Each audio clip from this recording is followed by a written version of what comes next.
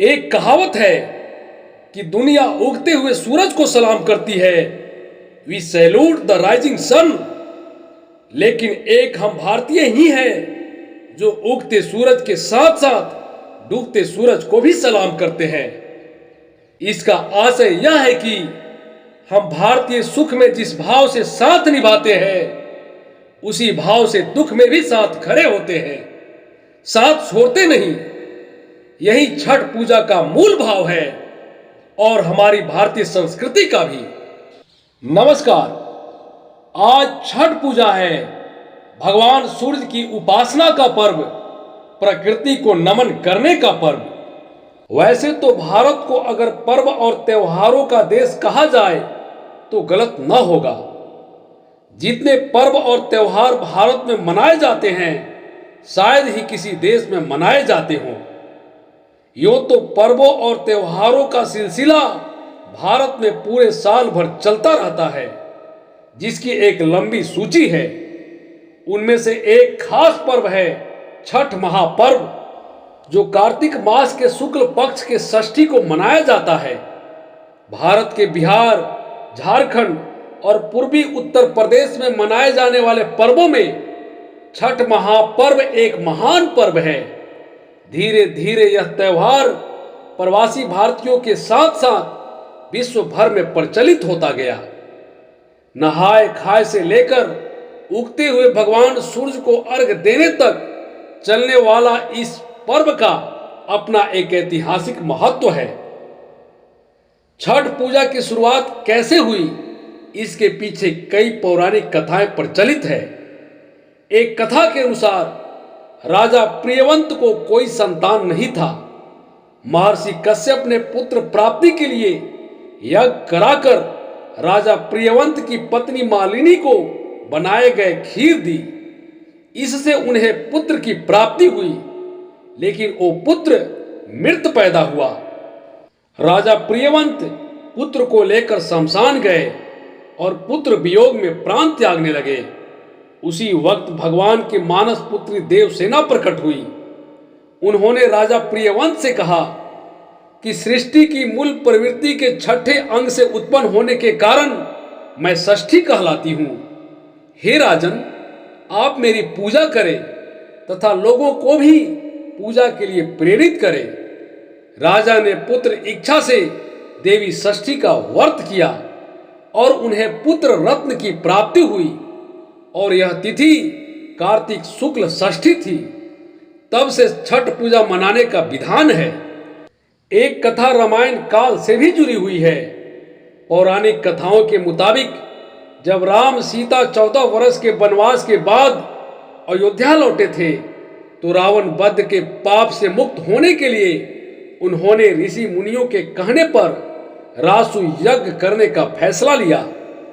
पूजा के लिए उन्होंने मुद्गल ऋषि को आमंत्रित किया। मुद्गल ऋषि ने मां सीता को गंगा जल छिड़क कर पवित्र किया और कार्तिक मास के शुक्ल पक्ष के षष्ठी तिथि को सूर्य देव की उपासना करने को कहा, जिसे माता सीता ने 6 दिन तक लगातार भगवान सूर्य की पूजा की थी। उसी दिन से छठ पूजा करने की परंपरा की शुरुआत हुई। छठ पूजा से जुड़ी एक कथा सूर्य पुत्र कर्ण से भी जुड़ी हुई है। कर्ण भगवान सूर्य के परम भक्त थे। वह प्रतिदिन घंटों कमर तक पानी में खड़े होकर भगवान सूर्य को अर्घ देते थे। सूर्य की कृपा से ही वे महान योद्धा बने थे। आज भी छठ में सूर्य को अर्घ देने की पद्धति प्रचलित है। कुछ कथाओं में पांडवों की पत्नी द्रौपदी द्वारा भी सूर्य की पूजा करने का उल्लेख है। वे अपने पतियों और पुत्रों के उत्तम स्वास्थ्य की कामना और लंबी उम्र के लिए नियमित भगवान सूर्य की पूजा करती थी। कहा जाता है कि भगवान कृष्ण ने भगवान सूर्य की उपासना आराधना करने के बाद सुदर्शन चक्र प्राप्त किया था। छठ पूजा के वैज्ञानिक महत्व। सूर्य की उपासना चमत्कारी है, ऐसा ज्योतिष शास्त्र में लिखा गया है। दरअसल सूर्य की उपासना वैदिक काल से ही चली आ रही है। ग्रहों के राजा सूर्य देव इंसान के कई समस्याओं का एकमात्र हल है। इतना ही नहीं, सूर्य उपासना की खास बात यह है कि इसे व्यक्ति को तुरंत लाभ मिल जाता है। सूर्य की शक्ति एवं भक्ति को केवल ज्योतिष ही नहीं बल्कि उनके शक्ति को वैज्ञानिक भी मानते हैं, क्योंकि सूर्य की ऊर्जा ही इस धरती की संचालन की ऊर्जा है। वैज्ञानिक भी मानते हैं कि सूर्य अगर सोलर सिस्टम में न हो तो धरती को खत्म होने में केवल कुछ ही दिन लगेंगे। ऐसे में वैज्ञानिक तौर पर भी सूर्य की शक्ति को नजरअंदाज नहीं किया जा सकता है। इस प्रकार सूर्य की उपासना इंसान के लिए किसी वरदान से कम नहीं है। छठ व्रत एक कठिन तपस्या है। इस पर्व को महिलाओं के साथ साथ कुछ पुरुष भी करते दिखाई देते हैं। लगातार 4 दिनों के इस व्रत में व्रतधारी को उपवास करना होता है। इस दौरान व्रतधारी पानी तक ग्रहण नहीं करते। इसमें मूर्ति पूजा का कोई विधान नहीं होता। छठ व्रतधारी किसी नदी, तालाब, पोखर के किनारे एकत्रित होकर भगवान सूर्य की आराधना करते हैं। कहा जाता है कि सूर्य की मुख्य शक्तियों का स्रोत उनकी पत्नी उषा और प्रत्युषा है। छठ पूजा के चौथे दिन सूर्य की पहली किरण उषा को और तीसरे दिन सूर्य की अंतिम किरण प्रत्युषा को अर्घ देकर दोनों शक्तियों को नमन किया जाता है। दोनों शक्तियां मिलकर ही जगत की रक्षा करती है। छठ पूजा का सबसे महत्वपूर्ण पक्ष इसकी सादगी, पवित्रता और लोक पक्ष है। भक्ति और अध्यात्म से परिपूर्ण इस पर्व में बांस से निर्मित सूप, टोकरी, मिट्टी के बर्तनों, गन्ने का रस, गुड़, चावल और गेहूं से निर्मित प्रसाद और सुमधुर लोक संगीतों से युक्त होकर मिठास और खुशियों का प्रसार होता है। छठ पर्व की विशेषता यह भी है कि इसमें शास्त्रों से अलग अपने रीति रिवाजों के रंगों में गढ़ी गई उपासना पद्धति है। इसके केंद्र में वेद, पुराण, धर्म ग्रंथ न होकर किसान और ग्रामीण जीवन है। इस व्रत के लिए न विशेष धन की आवश्यकता होती है, न गुरु की, न पुरोहित की।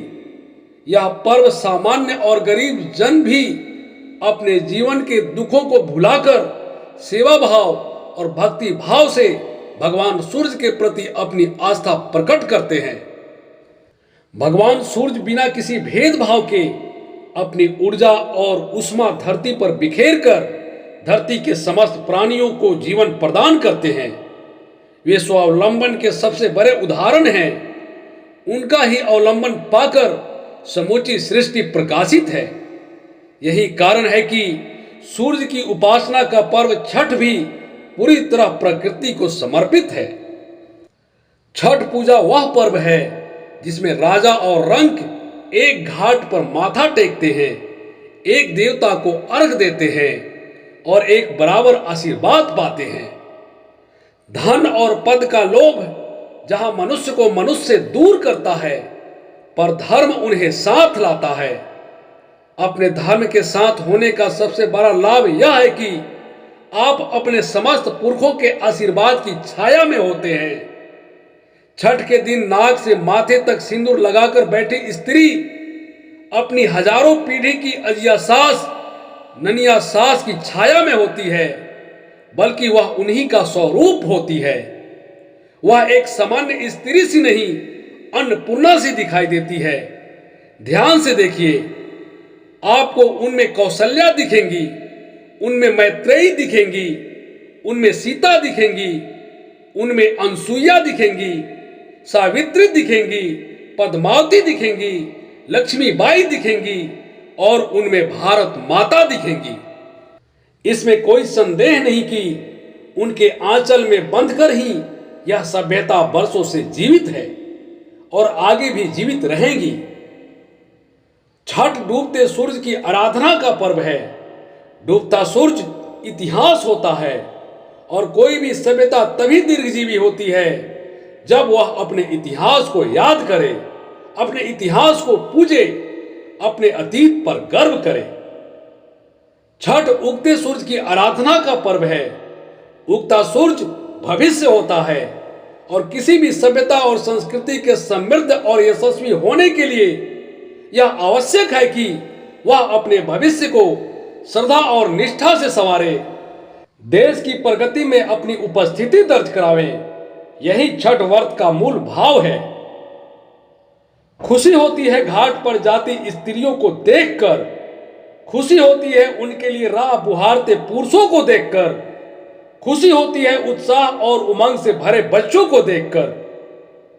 सच पूछिए तो यह खुशी नहीं मेरी मिट्टी, मेरे देश, मेरी सभ्यता और मेरी संस्कृति का जश्न है, आनंद है, जिस पर हम सभी को गर्व करनी चाहिए।